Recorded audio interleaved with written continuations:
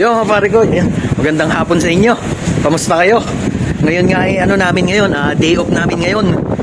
At kita nyo naman ang lakas ng ulan, napakalamig pa ang ginaw.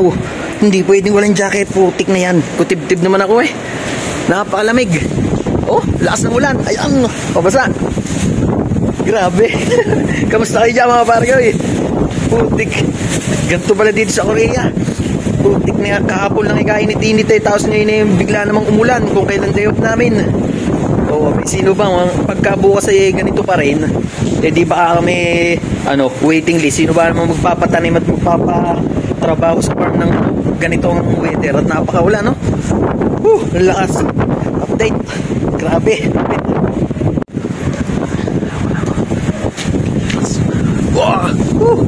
Grabe, pare ko, ang lakas ng ulan.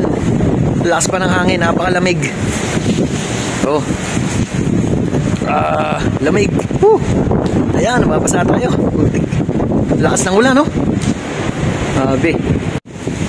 Grabe mga kaibigan, ako lang ang nasa labas ngayon. Dahil nga mga kasama ko ay nasa loob. Dahil napakalamig naman, no?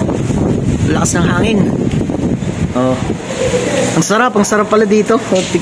Kung ganito lang sana sa Pilipinas, malamig din sa Pinas sobrang sobrang init naman. Kaya mag-iingat kayo dyan mga kaibigan, mga paregoy, at iba ang init dyan sa atin.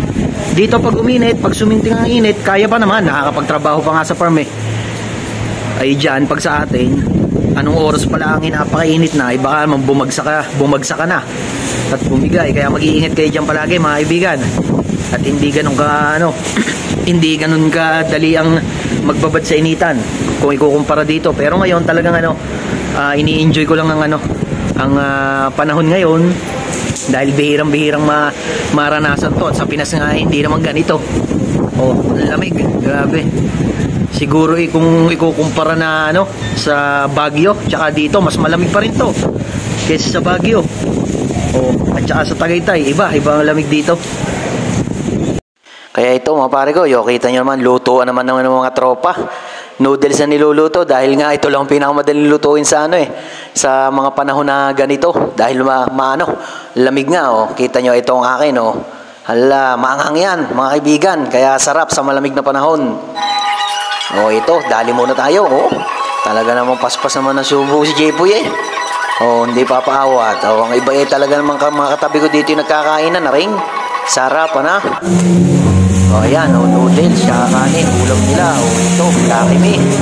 Ito pa mga ibang kaibigan natin na nagpe-prepare pa ng mga kakainin.